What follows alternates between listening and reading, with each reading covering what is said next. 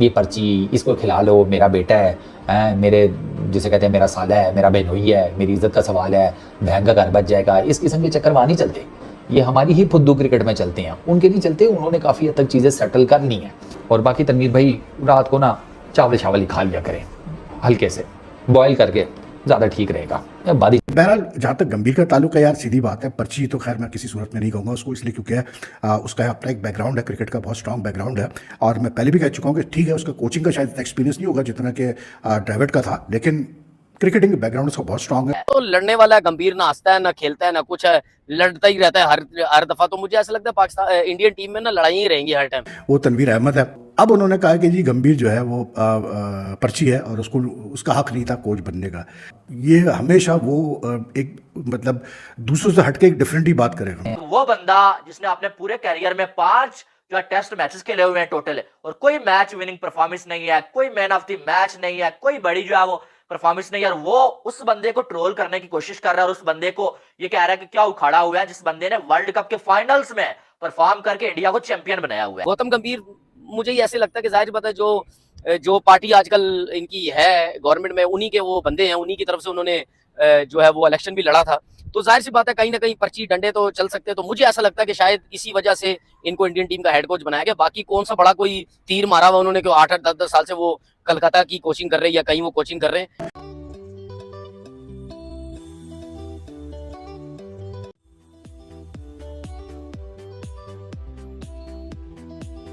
और अब जैसे तनवीर भाई को ले लो, दोगे तनवीर भाई वैसे तो कई बड़ी सेंसिबल बातें करते हैं, लेकिन कभी कभार फिर वही मसला है ना, गोभी पकी होगी खाली होगी। अब वो ये कहते हैं कि गौतम गंभीर ये पर्ची है। हाय वंदे मातरम दोस्तों, पाकिस्तान के तटपुंजे क्रिकेटर तनवीर अहमद ने भारत के कोच नए बने हेड कोच गौतम गंभीर के खिलाफ फिर से जहर उगला है। दोस्तों ये तनवीर अहमद हमेशा गंभीर के बारे में कुछ ना कुछ बकता रहता है। उसकी खुद की जो क्रिकेट करियर है वो 5 टेस्ट मैच के ऊपर ज़्यादा नहीं है और इसकी ऐसी कोई विनिंग परफॉर्मेंस नहीं है जिसको लोग इसे याद करें। लेकिन ये गौतम गंभीर के ऊपर और भारतीय टीम के ऊपर और बीसीसीआई के ऊपर कमेंट करने में मतलब अब कोताही नहीं बरतता। मतलब कुछ भी मतलब जिसके स्टेटमेंट की कोई क्रेडिबिलिटी नहीं है, ऐसा ये तनवीर अहमद है और ये हमेशा भौंकता रहता है। तो दोस्तों आइए देखते हैं इसके ये जो तनवीर अहमद ने भौंका है उसके बारे में पाकिस्तानी मीडिया का क्या कहना है। मगर उससे पहले आप मेरे चैनल पर नए हो तो प्लीज़ चैनल को सब्सक्राइब करके बेल आइकन जरूर दबाइए ताकि अगले वीडियो की नोटिफिकेशन आपको मिलती रहे। दोस्तों आप वीडियो तो देखते तो हो लेकिन सब्सक्राइब नहीं करते, प्लीज़ सब्सक्राइब करके सपोर्ट कीजिए, मुझे आपके सपोर्ट की बहुत ज़्यादा ज़रूरत है दोस्तों। तो आइए देखते वीडियो बहुत मज़ेदार होने वाला है, वीडियो अंत तक देखिए। मैं मिलता हूँ आपको वीडियो के अंत में। अब जैसे तनवीर भाई को ले लो, दोगे तनवीर भाई वैसे तो कई बड़ी सेंसिबल बातें करते हैं, लेकिन कभी कभार फिर वही मसला है ना, गोभी पकी होगी खाली होगी। अब वो ये कहते हैं कि गौतम गंभीर ये पर्ची है। हाय पर्ची क्या होता है? पर्ची बेसिकली यार हमारी क्रिकेट की टर्म में तो उस बंदे को कहते हैं कि जिसके पास ना टैलेंट होता है ना स्किल होता है ना मुंह मत्था होता है, क्रिकेट का उसको काफ भी नहीं पता होता, लेकिन वो सिलेक्ट हो जाता है। तो वो ये कहते हैं कि गौतम गंभीर एज ए हेड कोच पर्ची है। उनको ये लगता है कि वीवीएस लक्ष्मण जो है उसकी जगह बनती थी इंडियन क्रिकेट टीम के एज ए हेड कोच की। अब मैं तनवीर भाई को ना सैर कराता हूँ थोड़ी सी पीछे की। यार तनवीर भाई अगर आपको याद हो वीवीएस लक्ष्मण, इसमें कोई शक नहीं है कि वो एनसीए के हेड हैं। जब राहुल द्रविड़ और उनकी जो टीम थी वो जब रेस्ट किया करती थी तो वीवीएस लक्ष्मण ही as a interim head coach बनते थे टीम इंडिया के लिए। वीवीएस लक्ष्मण से 2 खबरें हैं, एक तो ये कि वो खुद ही कुछ ज़्यादा इंटरेस्टेड नहीं थे हेड कोच की पोजीशन लेने के लिए, हेड कोच का रोल लेने के लिए। दूसरा खबर एक ये भी है कि उनका भी इंटरव्यू किया गया था, लेकिन उनका इंटरव्यू शायद इतना ज़्यादा इंप्रेसिव नहीं होगा जितना गौतम गंभीर का हुआ।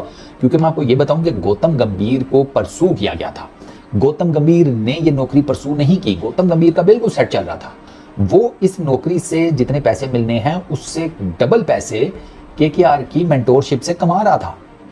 उसका भाई सेटल चल रहा था। वो आया मेंटोरशिप में केकेआर की, उससे पहले वो लखनऊ सुपर जायंट्स के साथ मेंटोरशिप कर रहा था उनकी। वो वहां से छोड़कर केकेआर में आया और आते साथ ही उसने आईपीएल भी जितवा दी, वरना केकेआर वाले तो आईपीएल नहीं जीत पा रहे थे।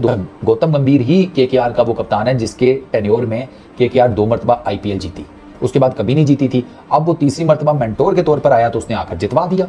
ये तो दुनिया जानती है। श्रेयस अय्यर ने कप तो उठाया, लेकिन उस कप को उठाने में श्रेयस अय्यर के पीछे और कप के पीछे जो बंदा खड़ा था वो गौतम गंभीर है। ये हर किसी को पता है। गौतम गंभीर ने तो अप्लाई नहीं किया था, ये तो बीसीसीआई वाले ड्यूरिंग आईपीएल गौतम गंभीर के पास पहुंच गए थे कि गुरु आ जाओ एज ए हेड कोच। अब बीसीसीआई वालों ने कुछ ना कुछ तो देखा होगा, क्योंकि देखें हाँ, उधर ना इतना जिसे कहते हैं पैड़ा काम नहीं होता कि भाई आप आउट ऑफ नो वेयर एक बंदे को हेड कोच लगा दें कि जी ये पर्ची है।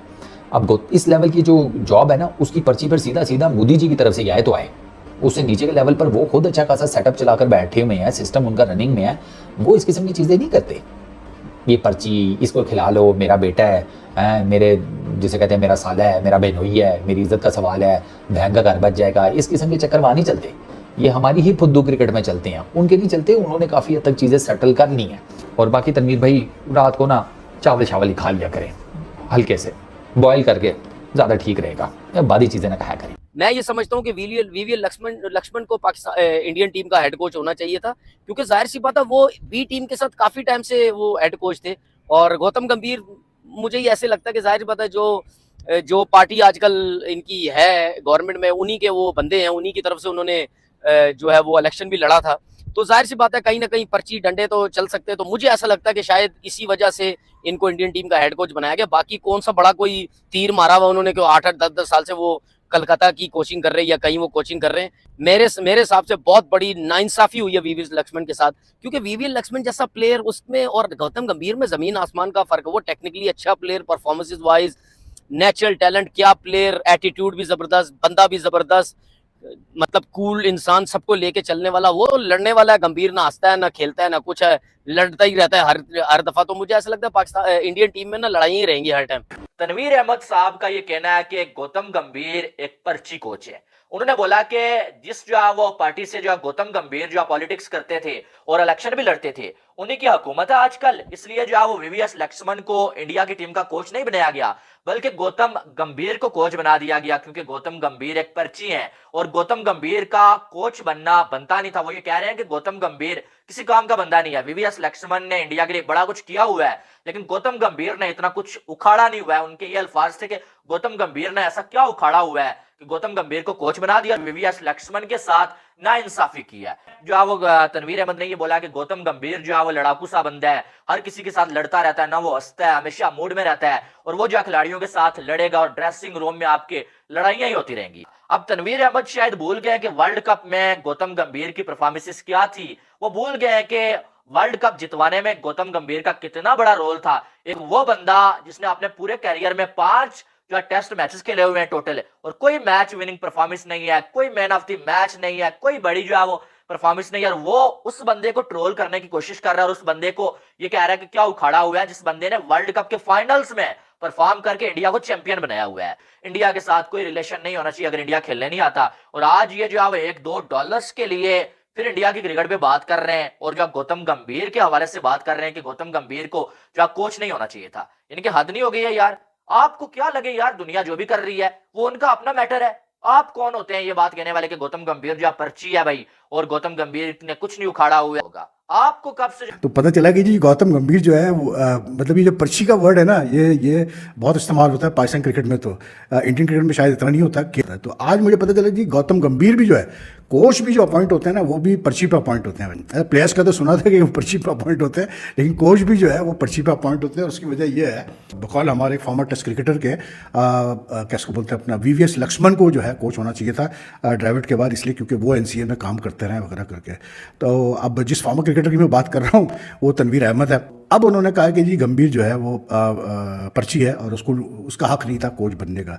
ये हमेशा वो एक मतलब दूसरों से हटके एक डिफरेंटली बात करेगा। I think it's more for the views, it's more for the fact that he knows कि वो जितनी कॉन्ट्रोवर्शियल बात करेगा उतना ज़्यादा वो, आजकल तो आपको पता है सोशल मीडिया का ज़माना है तो यही बिकता है भाई, जितनी आप ज़्यादा मसालेदार बात करें तो वही बिकती है। और आई थिंक गंभीर और टेंगू का पहले भी आमना सामना भी हुआ था किसी चैनल पे, तो उसमें भी बड़ा गर्मा गर्मी हुई थी। ओवर कोहली के ऊपर कुछ कह दिया था अपना कैसे बोलते टैंगो ने। बहरहाल जहाँ तक गंभीर का ताल्लुक है यार, सीधी बात है, पर्ची तो खैर मैं किसी सूरत में नहीं कहूँगा उसको, इसलिए क्योंकि उसका अपना एक बैकग्राउंड है, क्रिकेट का बहुत स्ट्रॉन्ग बैकग्राउंड है।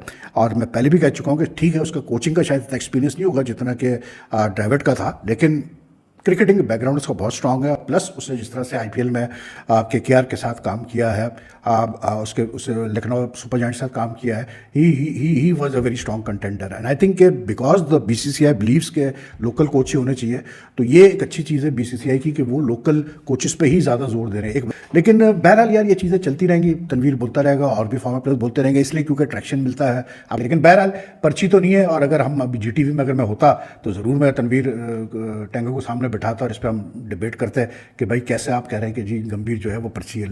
तो दोस्तों देखा आपने कि तनवीर अहमद ने कैसे गौतम गंभीर के खिलाफ जहर उगला है। दोस्तों ये पाकिस्तान में जो एक पर्ची नाम का वर्ड बहुत प्रचलित है, जिसको मतलब जो एक अपना जैक लगा के या फिर जान पहचान करके अपनी जगह बनाता है, और जिसका कोई कर्तृत्व नहीं है या फिर जिसका कोई करियर नहीं या फिर कोई ऐसी अचीवमेंट नहीं है, वो पर्ची शब्द इस्तेमाल करके या फिर पर्ची का इस्तेमाल करके पाकिस्तान में क्रिकेट टीम में जगह बनाते हैं।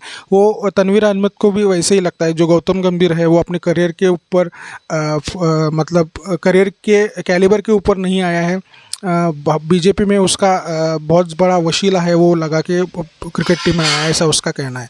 तो दोस्तों इसके ऊपर पाकिस्तानी मीडिया ने भी उसको बहुत जम के पेला है। तो दोस्तों ये तनवीर अहमद के अगर आपको गाली देना है तो कमेंट में गाली दीजिए, और इस वीडियो को ज़्यादा से ज़्यादा लोगों के साथ शेयर कीजिए। मुझे आपके सपोर्ट की बहुत ज़्यादा ज़रूरत है दोस्तों।